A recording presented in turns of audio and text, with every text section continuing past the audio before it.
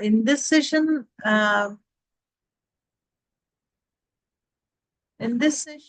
we are going to learn or understand the basics of retail product management. We will try to learn the key aspects of merchandise management. We will try to understand the importance of inventory control and product assortment. And let's get into our session. What is retail product management?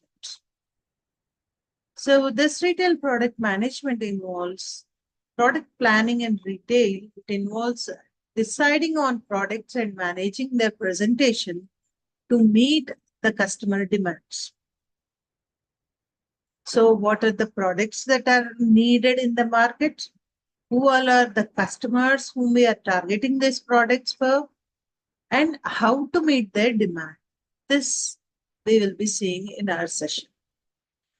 So this retail product management, it ensures alignment with customer expectations, aids in competitive differentiation, and drives sales. Now, why is it so important to understand customer expectations? I am sure we have discussed about this. What do customers expect? I remember sharing with you one quote in Philip Kotler Marketing Management. When a lady purchases a lipstick, she's not just buying a color.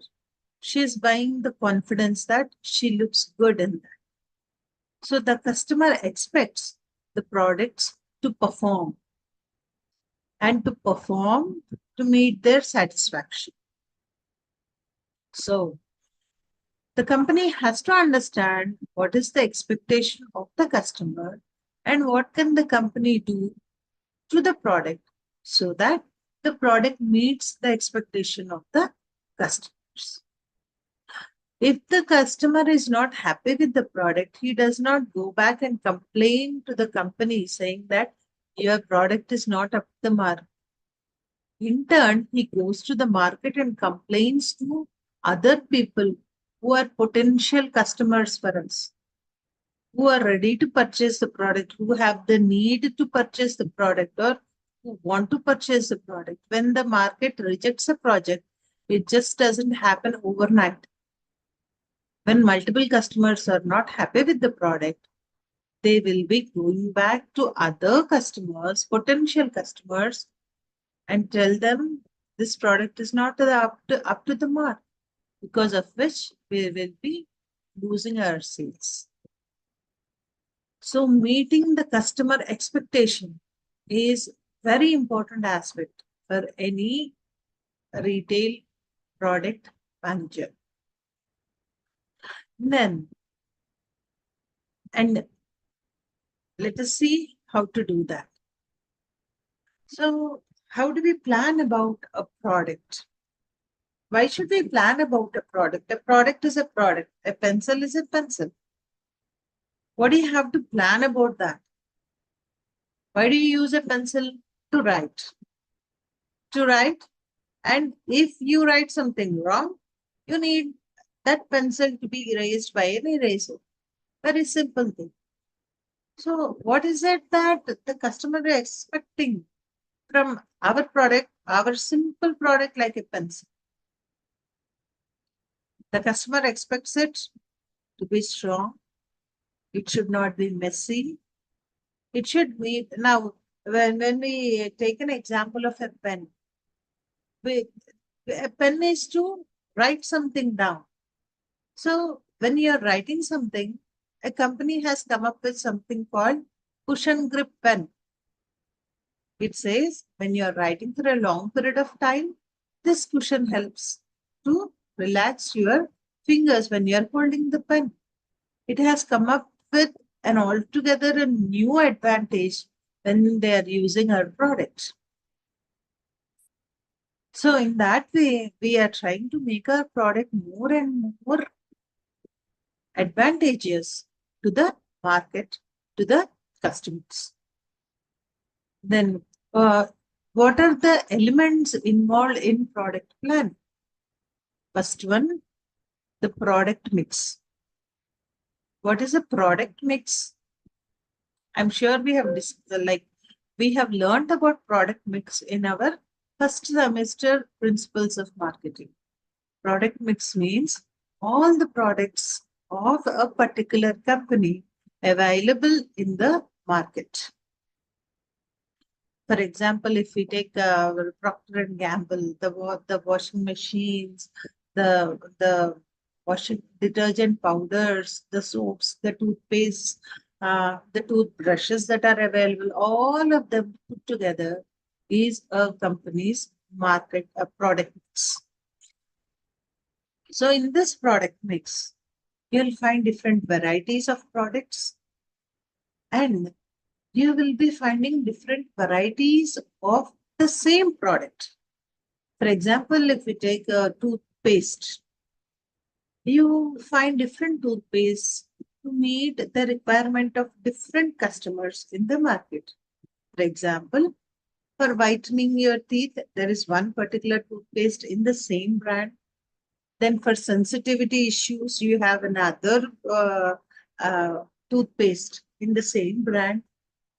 Then to come up with the stronger gums, there is another toothpaste in the same brand. Right? So these are the different varieties of the product and the products. Then another key element when we are planning a product is the product life cycle. We have seen the product life cycle in our previous sessions, where when a product enters into the market through an innovation, let that be any product. That product could be something which was not available in the market earlier, or a product which was available before the introduction, but there were some other added advantages of the product.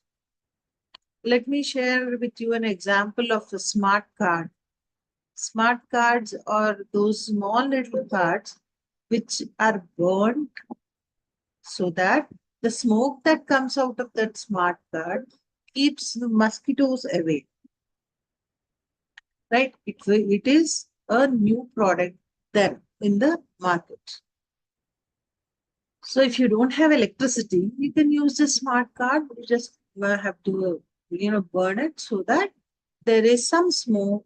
That smoke keeps mosquitoes away. So when that product is introduced in the market, there are 4 different stages, where the first stage is introduction stage. When the product is introduced in the market, if the product is accepted by the market, you can see slowly there is a growth in the sales and profits for the product. Once the product has been accepted in the market and it had a successful introduction, you will see the next stage, that is the growth stage. Growth stage where you can see a rapid growth in the sales and profits of the product.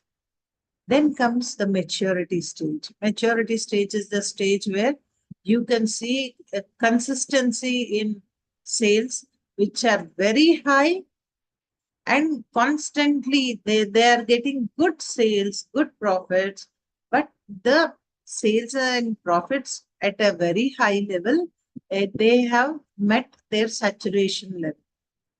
You cannot expect more sales beyond maturity period. Most of our products that we see in the market are at this stage of maturity. That is where people have accepted the product. They are very happy with the product. They continuously use this product. They have become loyal customers for these products. And they are very keen in continuing the usage of the product. But even the maturity period has to end somewhere. So at this period of time, you can see there are multiple products which are very similar to the existing products introduced in the market by the competitors or by other companies.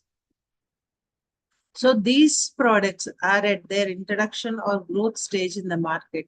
which would be affecting our stage, that is the maturity stage. So because of that, you can see that these products slowly enter into decline stage.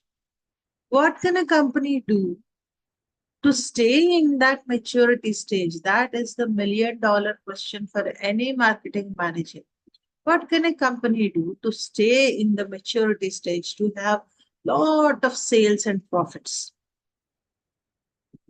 There are many strategies wherein they get into a, we have seen, they get into a newer markets, those markets which have not been penetrated before, or they come up with more additional uses of the existing product, or they would like to go for new target markets with the same products, but the people who are using them are different, or diversification, coming up with new uses for the existing. When you do that, the maturity stage would be extended for a good period of time. But even after that, in spite of all these strategies, they have to get into the next stage, that is decline stage. The sales of the products will be slowly coming down, because of which the products also come down. So the profits come down, and slowly the product would be out of the market. That is about the product life cycle. Now, what does a company have to do to stay in the market? It has to go with customer-centric approach. All the time we would like to know what's going on in the mind of the customer. Earlier, maybe in the 70s and 80s, the customer always needed some product which can meet their requirement at a cheaper price. So cutting down the price of the product was a very effective strategy to push their product in the market. But slowly, with the globalization, with the increase in the standard of living of people of India, that problem or that condition did not last long. Today, people just don't need cheap products.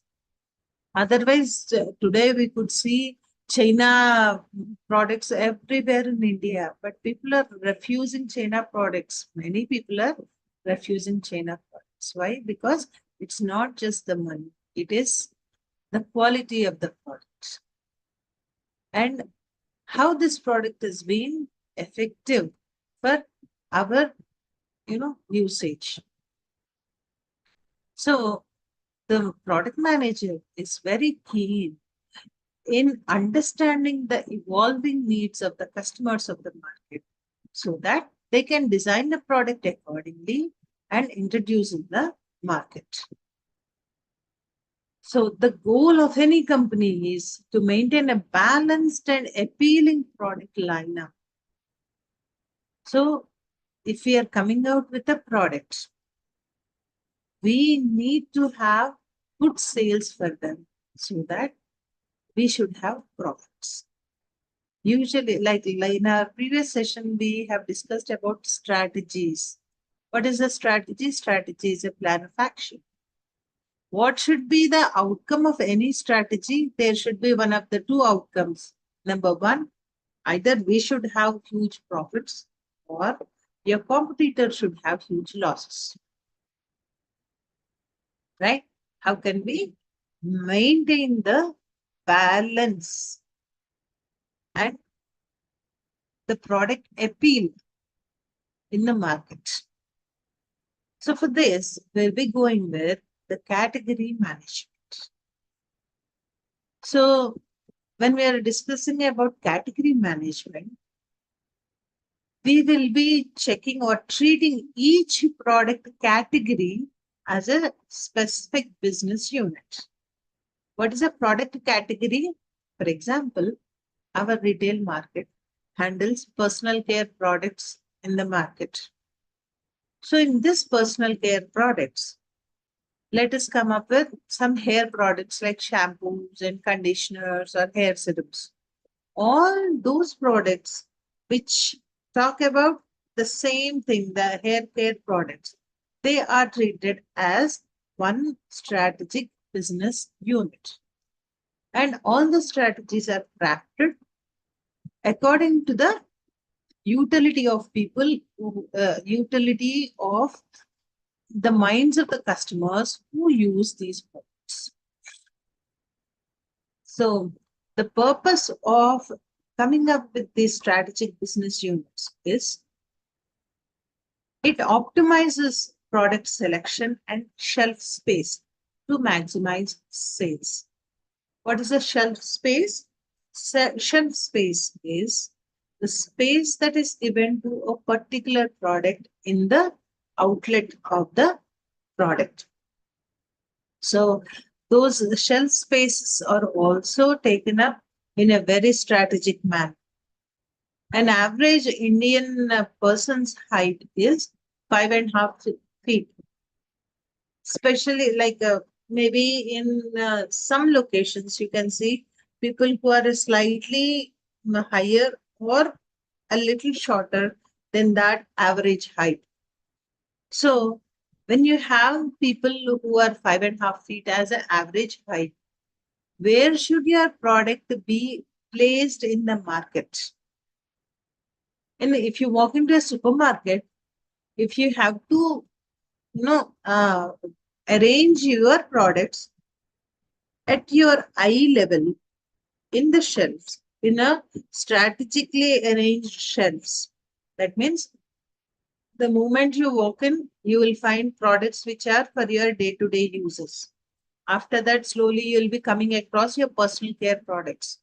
Again, if you go to a point where only shampoos are sold, there is a huge competition for the products to be held at your eye level point shelves in the supermarket. So, if you have to place your point in that height, you will be paying up something called sorting fee. You'll be paying a little extra to display your products at a particular point. And trust me, guys, there is going to be an effect of such strategic placement of your products in the supermarket. So your sorting fee doesn't go waste. You will be getting good profits if your products are placed properly in the shelves. So that is about shelf space. Then focus on high demand products to improve sales and reduce overstocking. So, what are the products which move very fast in the market? What is the demand of these products? That the demand need not always be natural.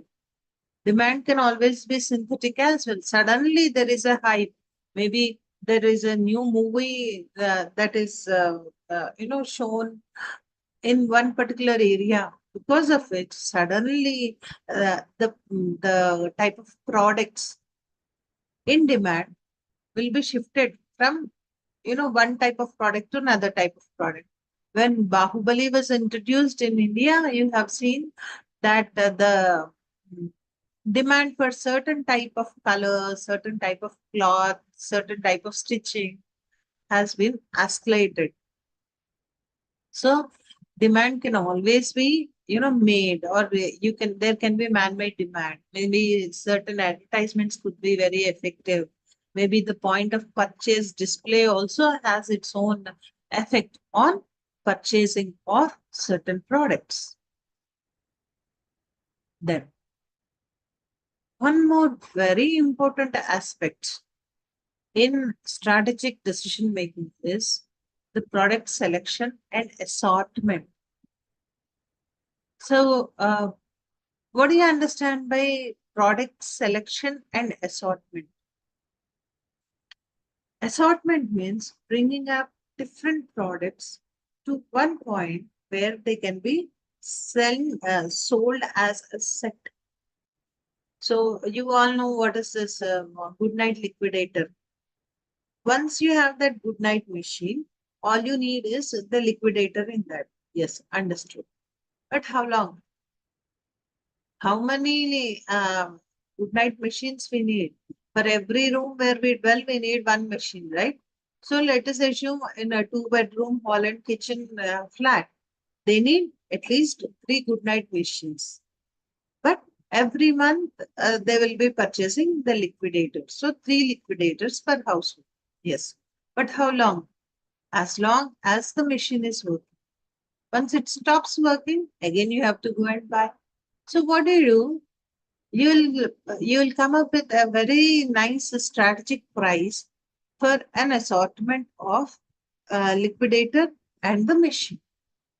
So you feel instead of purchasing only liquidator, if I can pay a little extra, I can buy both liquidator and a machine. And a new machine definitely has its own special effect.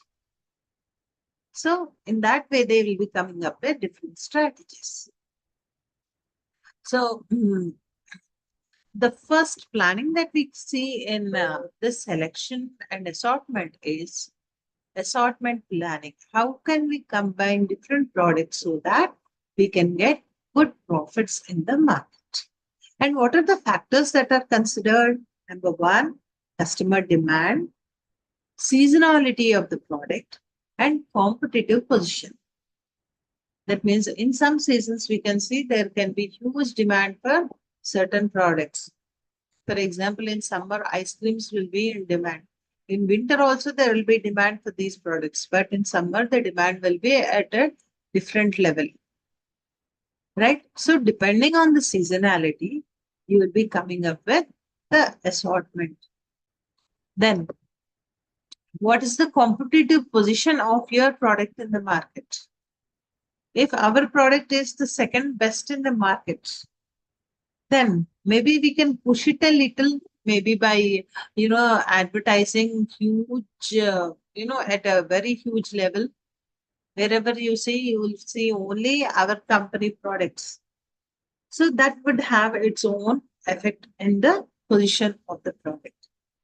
Or maybe a slight price reduction, or maybe pushing the product with the help of retailers. If retailers can get a good margin for selling these products, then also there will be a great demand for these products.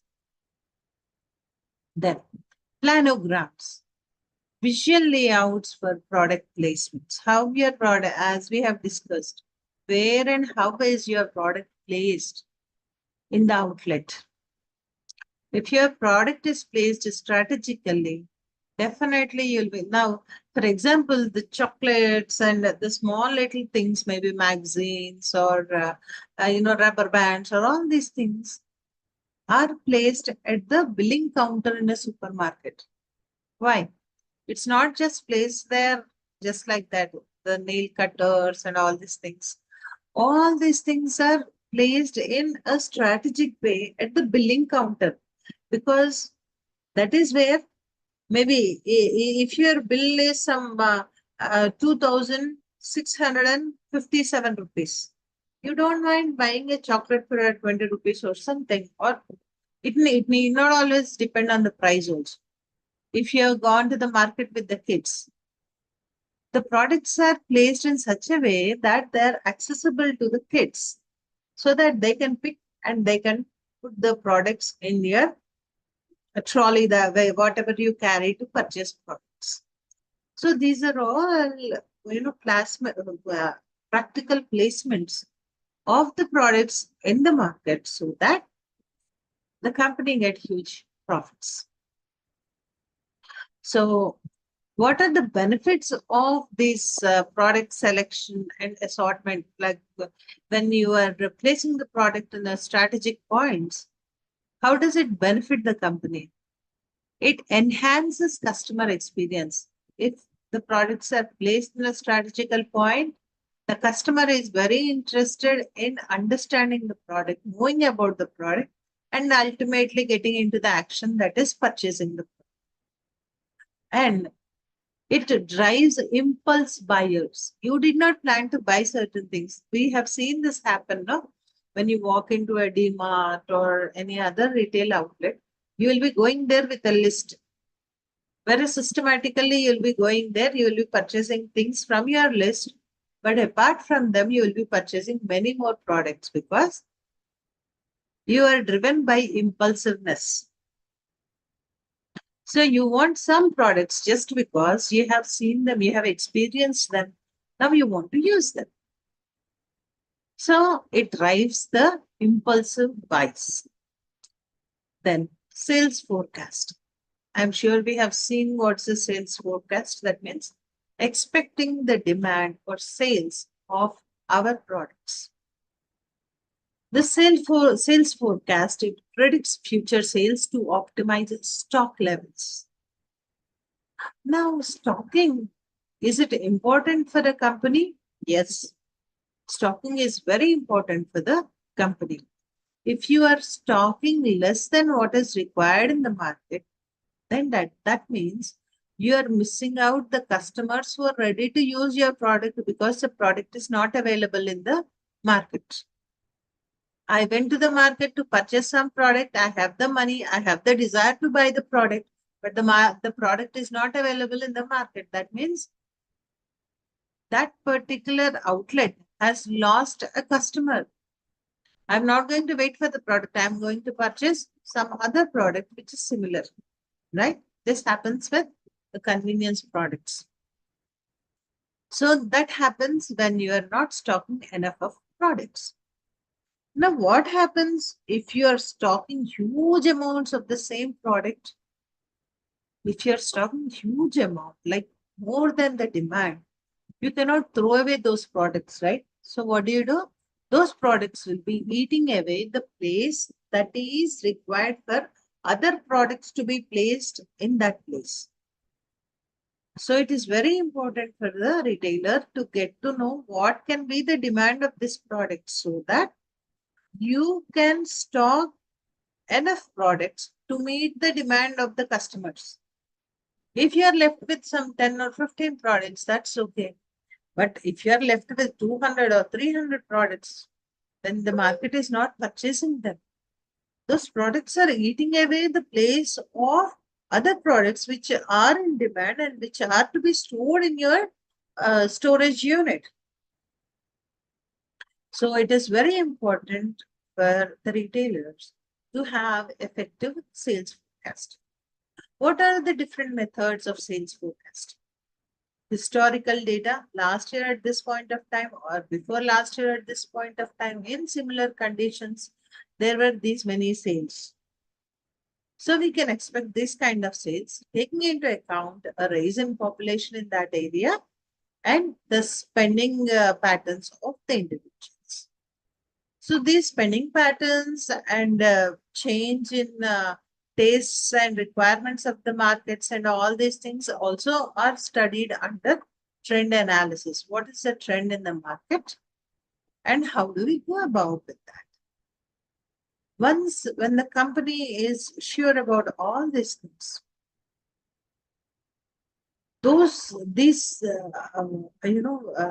predictions and optimization of stock levels, it reduces the stock outs. That means the customers will not go empty-handed because the stock is available at the retail outlet, and it optimizes inventory turnover. That means how many ever customers are walking in, they are getting the products, and we are not overstocking them because we understand how many products are needed at our selling points. Because of which it minimizes excess stock.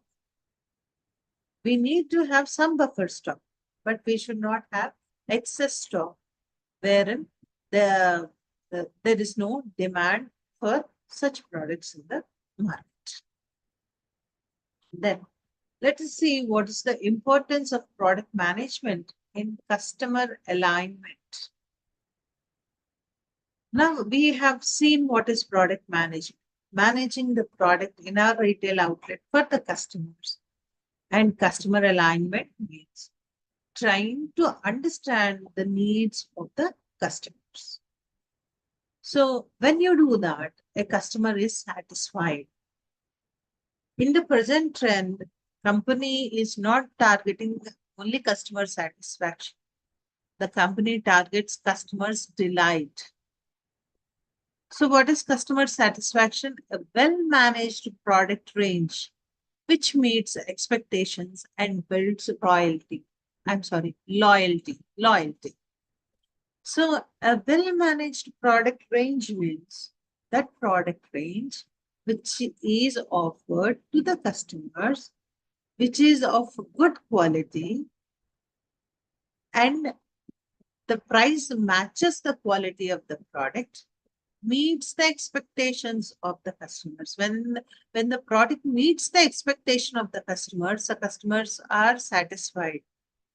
If the product is beyond the expectations of the customers, then the customers are delighted, because of which the customers will become loyal customers for that particular brand of product.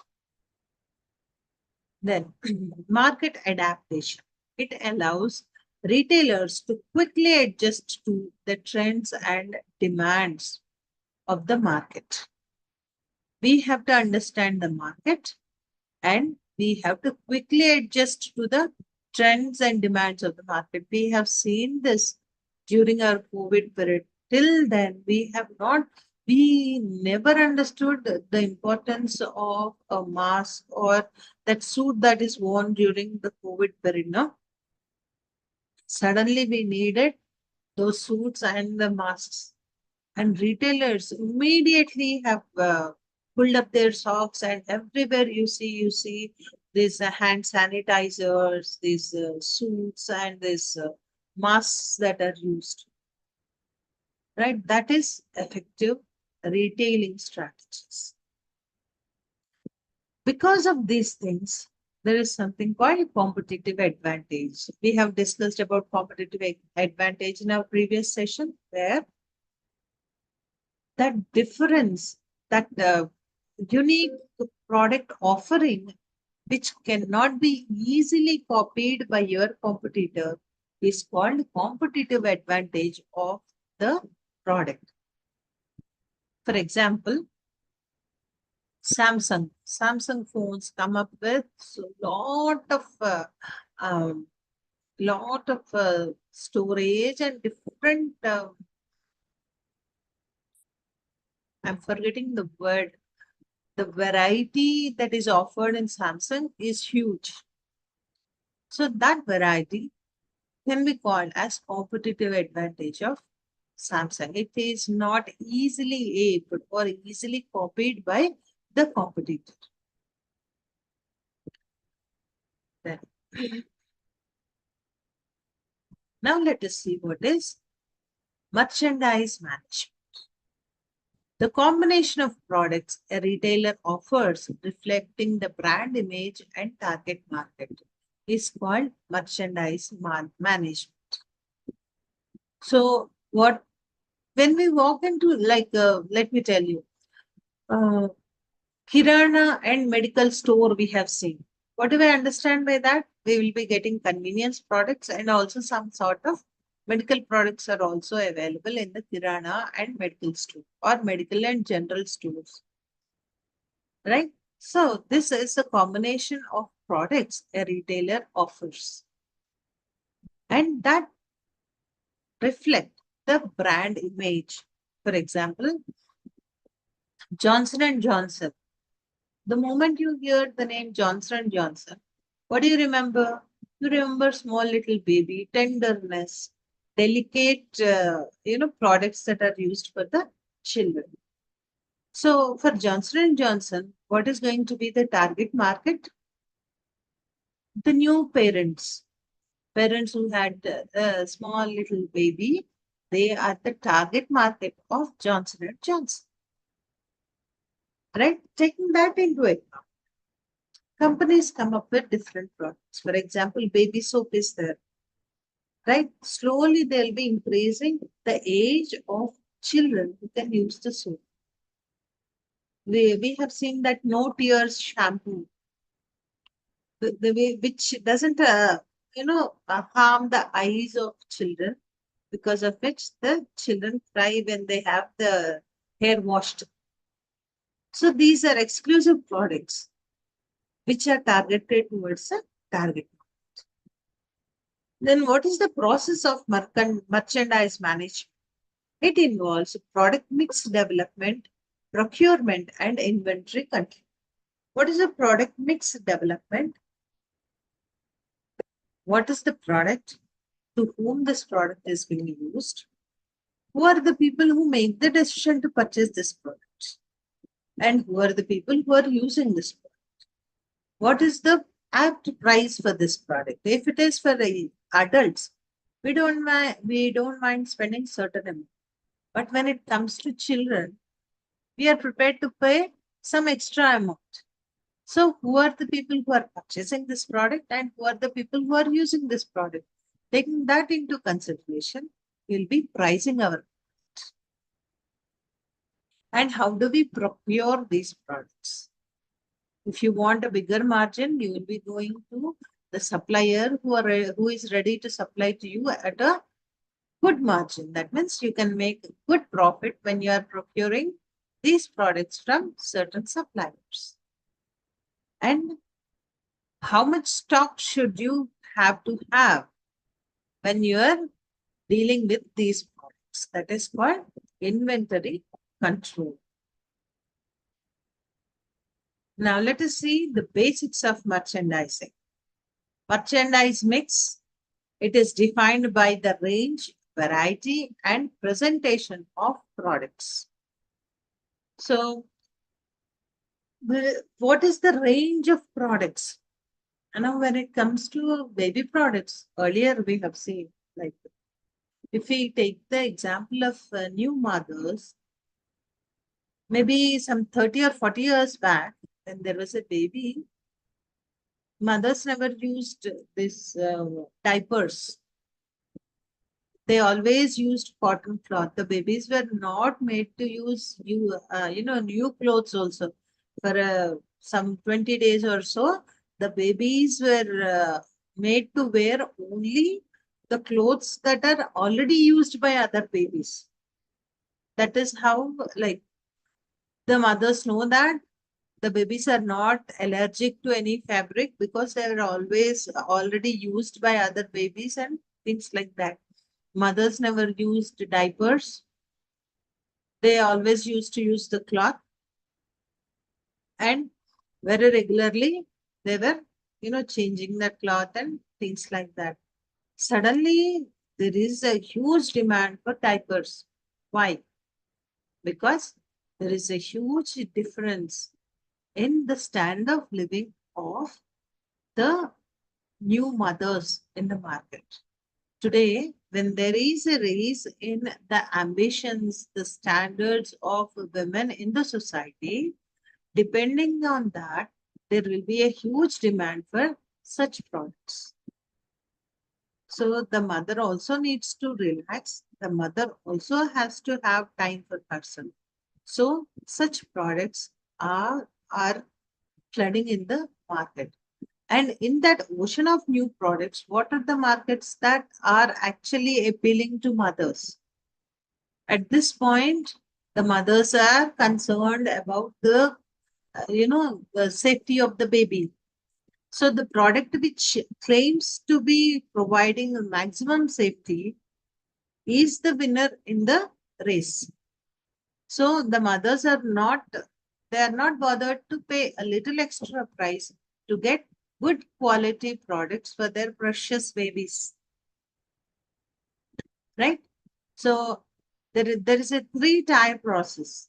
That is product mix development and buying and procurement. We have seen that earlier, and inventory management. What are the objectives of retail buying?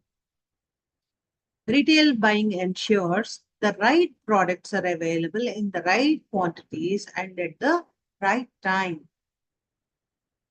So, what are the right products at that particular? Now, for example, there are many ways to check our target market. We have seen demographic segmentation, we said, in which we are dividing the market based on the age, the gender, the lifestyle, And the point of the circle, what do you call, circle of life, where our target customers stand.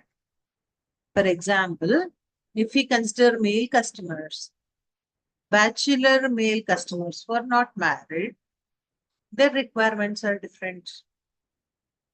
Once they are married, then slowly there is a need for other products.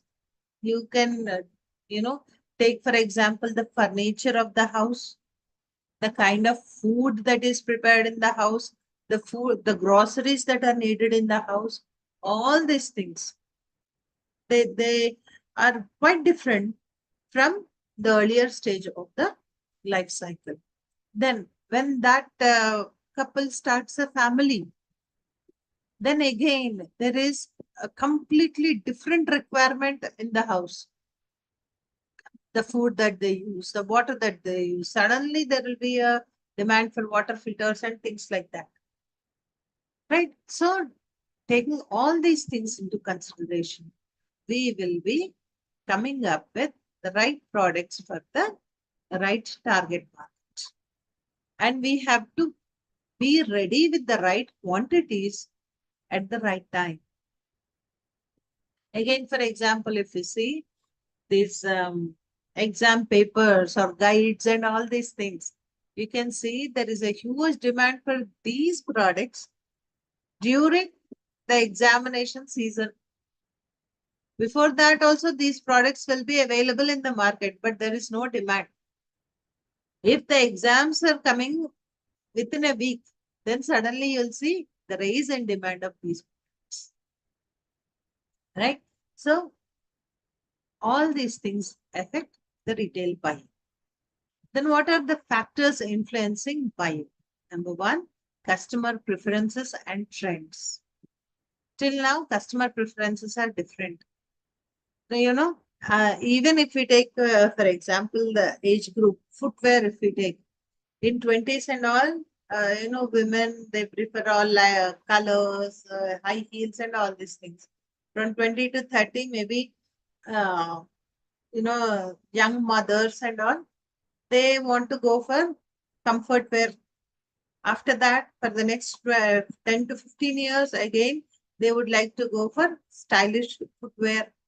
Then again, maybe in 40s and 45s to 50s, again, they would like to go for comfort wear. So if the market can know how many, mothers are there in the market who are turning 50s, then they can come up with those kind of products in the market. Then seasonal demand. Seasonal demand need not always mean demand according to the environmental seasons and all. No, it's not like that. Again, let me give you the example of that movie in the market which came maybe 10 or 15 years back, Dil Chahta Hai.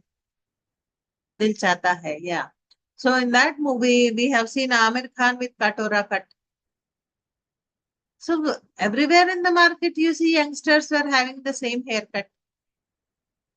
So that is the seasonal effect of that particular movie. Now, when Modi has come into power, suddenly the youngsters in India, they started growing their beard and mustache. And there's so many beard care products are available in the market. I am sure people never heard about beard oil and all these things, maybe 20, 30 years back. But today you hear about all that. So those are the examples of seasonal demand of the products. Then pricing and quality standards. As I told you, maybe 50 years back, people were very particular about the price more than the quality of the product. But today, when there is a rise in the standard of living of the market, then more than the price, the people are more focused on the quality of the product. Then there is something called category buying, the focused buying strategy for different product categories. So, why is it so important again? Let me give you an example. When you are starting the construction of your house, what is that you check? You check the quality of the iron. You check what is the amount of cement, the concrete that is going into the construction. How are the bricks that are used in the construction, right? You will be very focused on that.